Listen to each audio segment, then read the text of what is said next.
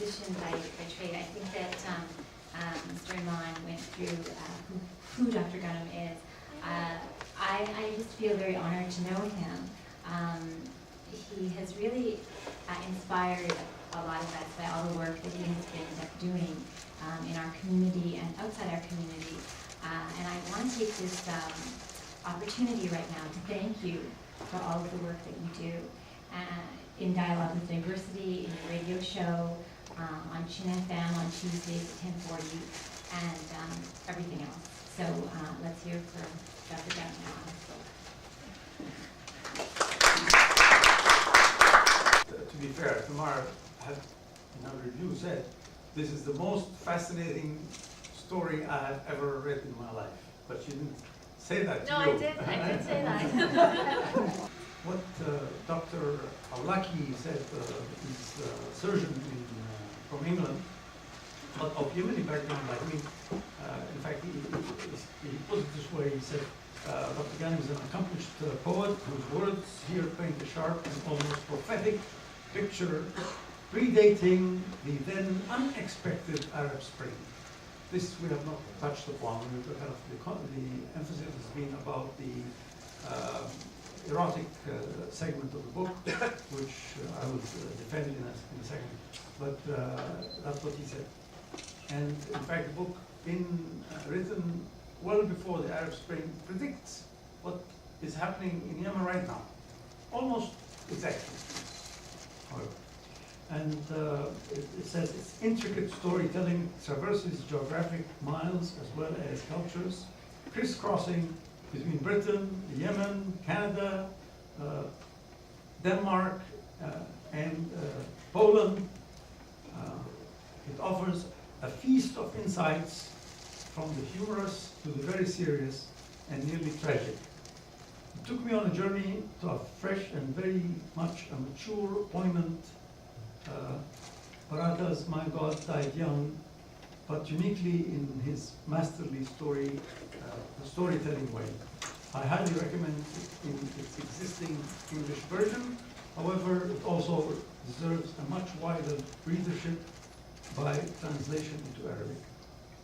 The book deals mostly with the human rights, including the sexual choices, and this is underlined, including sexual choices of Muslim women, which are limited in that part of the world. And so it was reviewed by two women who were Yemenis, middle-aged women who are living in Sanaa. This, it says, final flight from Sanaa in that city. It's amazing. Both of them are university graduates, or fairly educated, and about the same age, and born around more or less in the same city. So there are many similarities, those two ladies. And yet, the impression that they have is quite different. I'll tell you what the negative one was, or at least the one that was not so flattering. So it says, in talking about women in Yemen, he was extremely limited and one-sided, and in showing the negative side, that is, in showing the negative side of a patriarchal society. And then she defends the customs in that part of the world by saying, whereas the protective attitude towards women may seem patronizing, it is, in my opinion, preferable to being presented in the media purely as soulless sex symbols. So that's the lady called Samira. The other lady says the following, and it just shows you how people see different things. He covered most of the social behaviors in Yemen and was unbiased in addressing and comparing Western and Arab societies, particularly that in Yemen. Says, being a Yemeni woman raised in conservative society, I must say some of the sex scenes seemed daring, and yet they were provocative and interesting. Indeed, Yemeni women have always been and still are oppressed and restrained in showing their feelings related to sex and relations.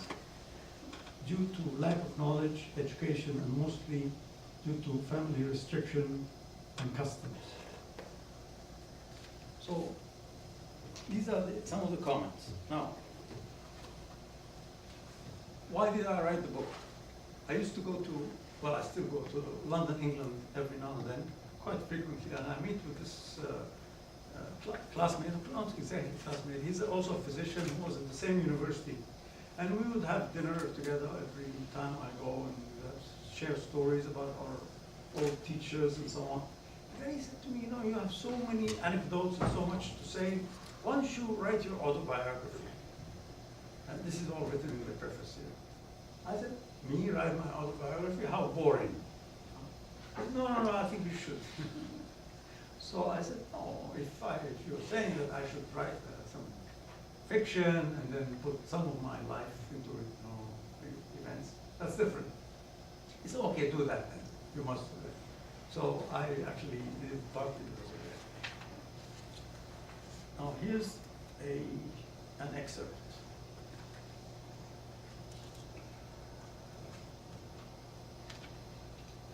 So in the story, Dr. Hakim, who lives here in Ottawa and as mentioned, is a physician, he runs into this lady from Kuwait who on the train. And they chat during a card game and all that, and then eventually they make love. And that's what is depicted in detail in the book. So later on, he kind of remembers her and he wants to call her. Then he remembered Magda and started fantasizing about his sensual night with her and picked up the phone. Hello, beautiful, Tarek said when she picked up. When there was no answer, he added, hello, gorgeous. Why don't you say something? And she responds, because I don't want you to think of me as a sexual object. I am much more than that. I know how smart you are, but you want me to say hello, smart and ugly? This is typical of men. All they think about is sex. Funny you say that after your performance the other day. By the way, that was unforgettable. That was a terrible mistake I made. I'm not like that, but I had too much to drink because you kept plying me with wine. And then you took advantage of me after you promised not to. Hey, listen, you were more than a willing partner. And you even taught me a new technique. What's wrong? What have I done to deserve this? I just decided not to see you anymore. I'm not very well anyway. I'm sorry that you have all this medical trouble. How about I give you a very special massage? He said with a mischievous grunt. I've had many of those and I swim every day. You know, I feel really rejected, Tarek says, but if that is your decision, I have no choice but to respect it, don't I? It won't be easy, you know. You made me fall in love with you. I did not ask for that. I know you did not. It just comes naturally between a man and a woman. You cannot will it, but you also cannot prevent it. Why? Was I disappointing in bed? No, when you know it. You were gorgeous. For God's sake, don't go around blabbing about what happened. Don't, Tarek started saying, but Magda interrupted him. Look, this is serious. Please don't shame me in front of my friends. Of course I won't. But even if I did, they wouldn't believe me. I'm sure they know how chaste and virtuous you are. It's different for a woman. But it is you who decided to make different for a woman. Other women in this country are not ashamed of their sexuality. They show off their curves, they socialize, they flirt, and they enjoy sex, and they have lots of orgasms. And they do not despise themselves for doing all that. And neither does society. And Magda answers, that's the point. Their society does not despise them, mine does. Please promise me you don't ruin my reputation. It is so important in our culture.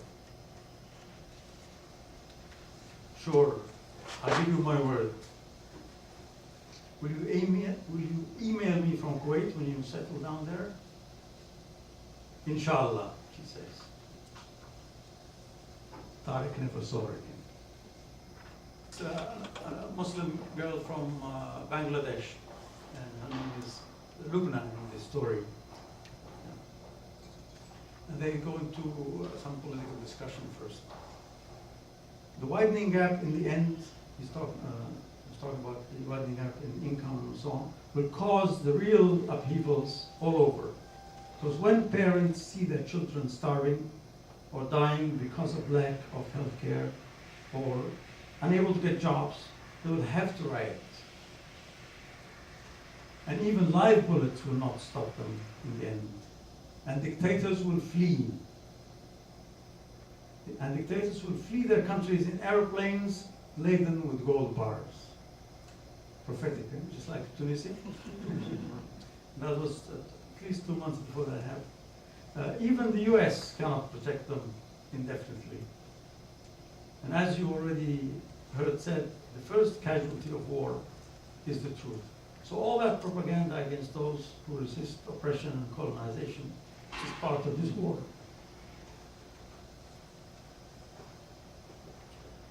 I really hope to see that, she says. But what are you doing here anyway? I come here often, but I've never seen you in this pub before. My boyfriend lives in this area, she says. So what's new with you? Asked Tariq. Not good, I'm afraid. I moved out of my parents' home this month. I moved in with Brian. Lucky Brian, said Tariq with a smile. You mean you don't disapprove? Disapprove? Why should I?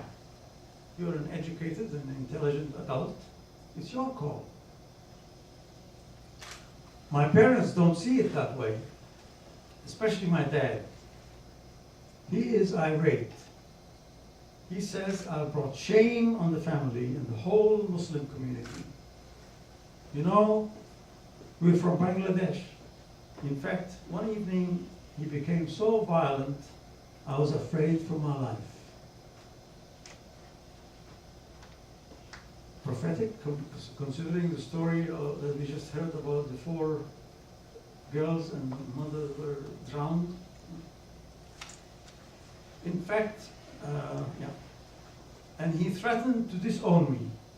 He called my auntie, to talk to me, and to persuade me to give up Brian. And he also wanted my brother to tell me off, just like the story we read in the newspaper. Of course, he could not, because he has a regular girlfriend and would not dare. And my mother has to agree with him because he's so domineering. Still, it's parallel to the story, yes? Well, give it time. He might turn around and accept you and accept your independence. But it cannot be easy for him, having been brought up according to a certain, perhaps strict code of conduct back home. And then he comes here and finds that he has lost that traditional control on his children, especially a female child. But we are not in Bangladesh. I was brought up here. I was brought here, at the age of 2, since I started talking. You are a Muslim, aren't you? How come you don't disapprove? I don't have a daughter. Who knows? Maybe I would be less liberal if I did, Tariq said, raising his eyebrows. In real life, I have 2 daughters, by the way. The funny thing is that he himself drinks. And he has always told me that we should respect the other, no matter whom, just as Islam dictates. And when my brother Akhtar goes out with white girls, he does not say anything. You cannot stop him. And Akhtar does not have to marry a Muslim girl. She can be Christian or Jewish or whatever. So we are back to the double standards of some Muslims, yes? And maybe some other religions. But I'm not knowledgeable enough about these religions. What do you think about that, Brian? All I know is that I love Lubna, and I want her to be very happy. Brian said as he slid his arm across the table to touch her hand. Tariq continued. Your parents probably don't want to lose their only daughter to another culture, but I wish you well. What culture? We are all Canadians, and we'll live the rest of our lives here, and we'll die here. And who says culture in Bangladesh is better? Where women are second-class citizens, where poverty and downright starvation are everywhere. But you must admit, it does have some redeeming qualities, such as friendliness, warmth, generosity, long-standing traditions, and respect for the elders. I've heard Canadians and Europeans say how much they admire the Orient. They are amazed by the hospitality they see, even from the poorest people there. They envy the fact that people there have social support and are looked after by their families when they are old and helpless and lonely, and that they never die alone. I always ask myself, why is it that we cannot have a happy medium? Why does it have to be one system or the other? Don't you think? Yes, the system back in Bangladesh has some good qualities, but not for women, snapped Lubna.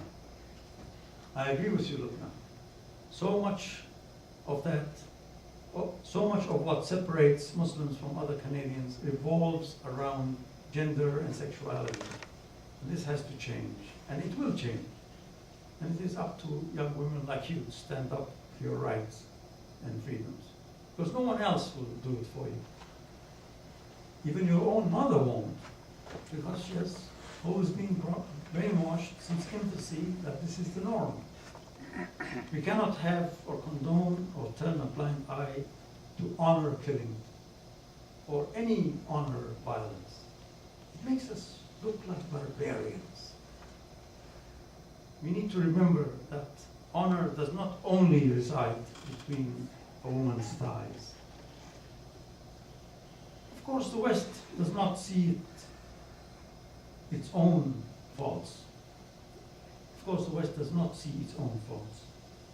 All the prostitution and rape and servitude that it seems to condone. You know, Dr. Hakim, it is so nice to talk to you. I wish you were my papa. You have the same eyes as my papa. And I'm going to adopt you as my uncle.